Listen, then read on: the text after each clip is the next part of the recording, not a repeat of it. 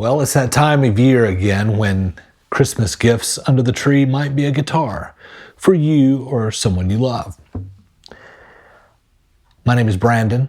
This is My POV Guitar, where we teach you how to play guitar from the player's point of view. From your point of view, the camera angle takes a lot of the guesswork out of learning to play. It's so much faster and efficient. So, you're going to buy a guitar, or you're asking for a guitar. Let's talk about how you don't have to break the bank, but you do need to spend a little bit to get a quality guitar.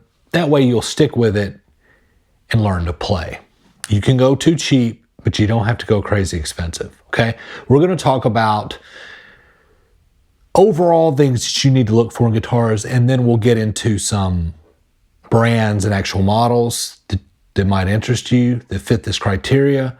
We're looking in the $200 to $300 range. So to me, the most important thing is the action of the guitar. The action is the space between the strings and the fretboard. If it's too high, it's going to make everything more difficult. The strings are going to be harder to press down. Chords are going to be harder to make. The notes are going to be harder to ring out. It's a recipe for disaster. You'll think playing or learning the guitar is way harder than it is. If you're buying online, look for reviews, and if it's like Sweetwater, call and talk to somebody and ask about the action. If it's local, you can go in and have a person there show it to you and explain to you in person about the action of a guitar. If you have a guitar in hand, and this is hard to do online, obviously, that's why you need to look for a description that talks about the action, or ask someone in a help center. You can take a folded piece of paper. This is the Gibson J45. And I've got it folded in fours, and I can barely, of course, the strings are going to get higher up down the neck, or up the neck, I guess, toward the sound hole. But folded in fours, I can't even get it through there. You might be able to tell just by looking at it how far up the strings are, but this thing here, I can pull that paper all the way through. There's a lot of space between the strings and the fretboard. And you'll find that in really cheap guitars, the action is always really high. You know, that's why you don't really want to get under $200 buying the first guitar, because at that point you're kind of just buying a toy. The next thing we're going to talk about is the size of the guitar, and we're talking acoustic guitars. We're not talking electric here. But the size thing does matter, even with electric. If you're a younger, if it's a child starting out, you know, and you get them a dreadnought guitar, which is this shape here, that's the most basic shape that you'll see. But there's different sizes of dreadnought. Pay close attention to, like, if your child's really young, if he's, 5, 6, 7, 8, maybe look at a junior guitar, a baby Taylor. Taylor makes a baby. It's a smaller version. If they're closer to adolescence and they're going to be hitting a growth spurt, be careful about getting a smaller guitar, because kind of like shoes, they'll grow out of it and they may not want to play it anymore because they'll think of it as a cute little toy. The size, the Seagull is a little wider than the Gibson J45, but I wasn't a very, when I graduated high school, I was, 5'10", I guess, and 155 pounds. This wasn't too large for me. This Gibson's a little smaller.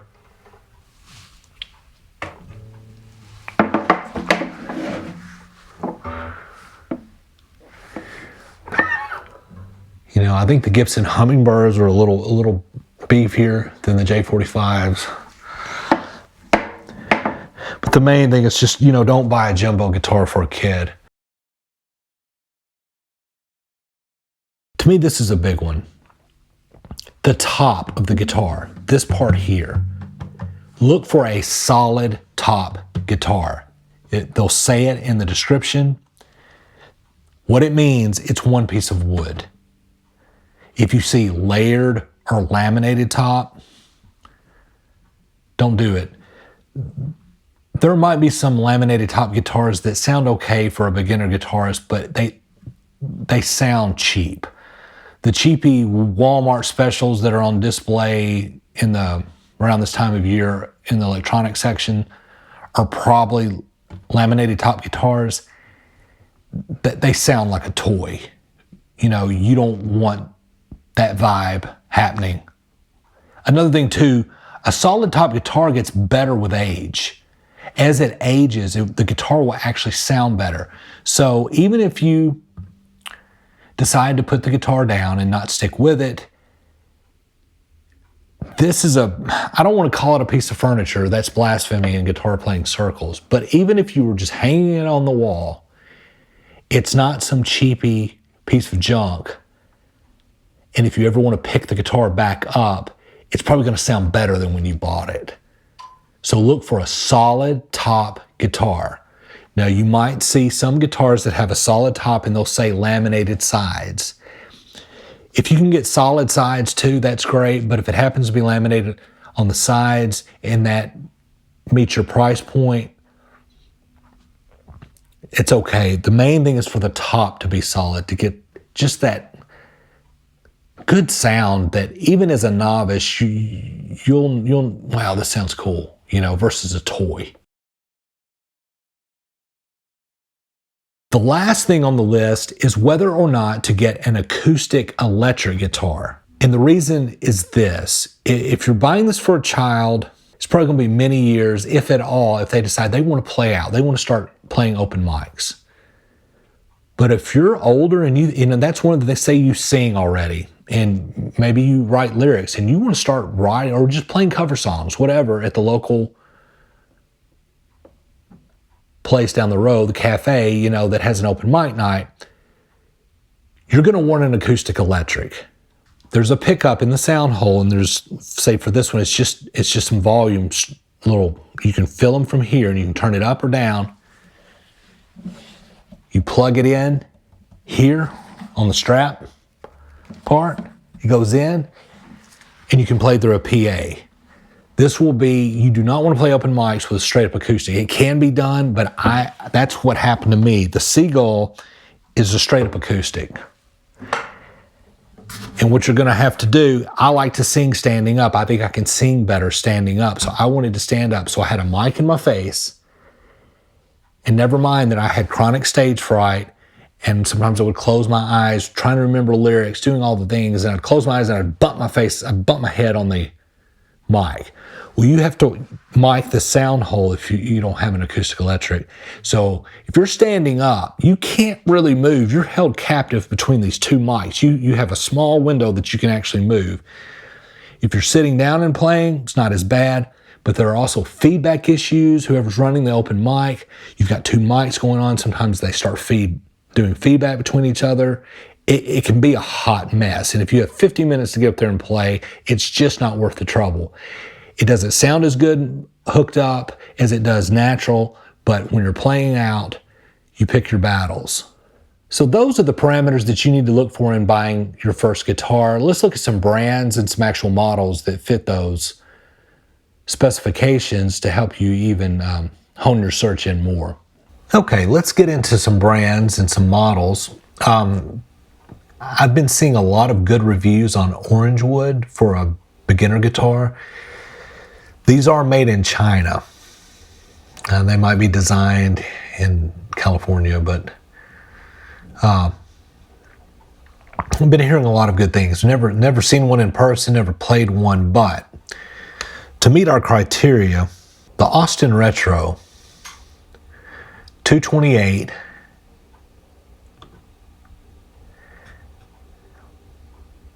it's a dreadnought guitar. It's acoustic only. Comes with a gig bag, solid wood top.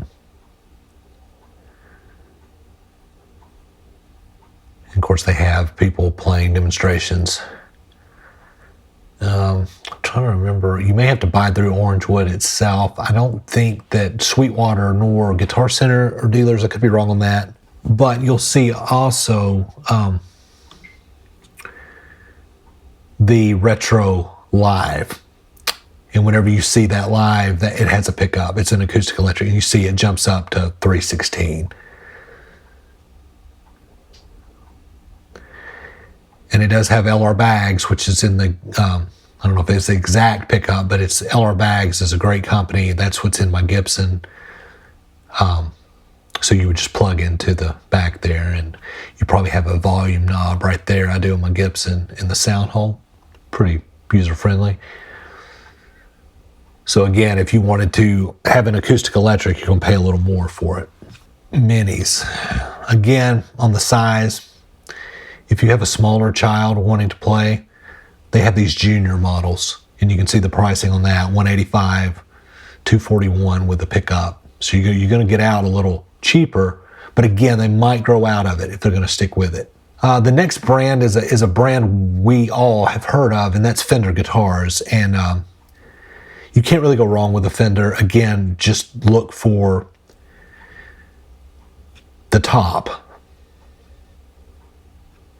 This is on Sweetwater. I have no affiliation with Sweetwater, but I have bought things from them before. And when they say ask an expert and you call, they mean it. Their customer service is second to none. Some people even joke that they're a little too friendly. But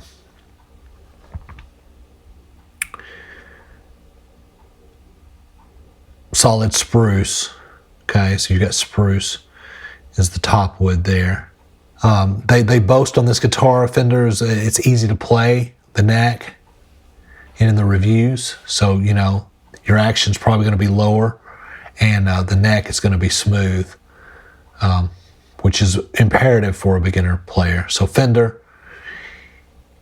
The next brand is another one that I've been hearing a lot about. It's another Chinese made. They look great. Harley Benton. These are hard to find. I don't think you can get them on Guitar Center, and there was one that I looked up the other day and it's already gone. So the one I looked up was right at 300. And it was a CLD 10S. I'm on Harley Benton's site now. They're a little hard to come by, it seems like. Solid spruce top, you know, and they're really pretty. But again, it may be troublesome to find one, and they are made in China or Vietnam or somewhere overseas.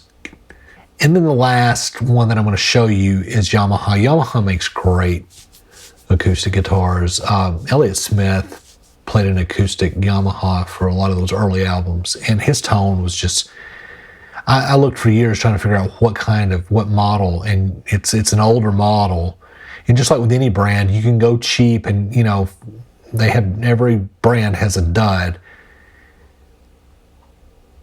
But if you get a solid top, and that's spruce on a Yamaha, I think you're going to have a really good sounding guitar. Again, natural, it's going to be the finish, I guess, but that's an acoustic only. $259. So again, you're probably going to want to pay $300 to get the acoustic electric in any brand that you do. There's a pretty Sunburst, $259, folk acoustic. Me personally, just because I don't know enough, I've never played Harley Benton nor the Orangewood, I would either go with the Yamaha or a Fender. You can't really go wrong in that price point for a solid top guitar. Well, there you have it, and I hope that helps you make an informed decision on your first guitar. If you want to learn how to play this guitar, check out mypovguitar.com. I give one-on-one lessons. Also, 50% off. I'm extending the Black Friday sale. 50% off the regular price, over 54 lessons. Do it at your pace. Every lesson is from your point of view to make learning easier and faster. Until then, we'll see you in the next lesson.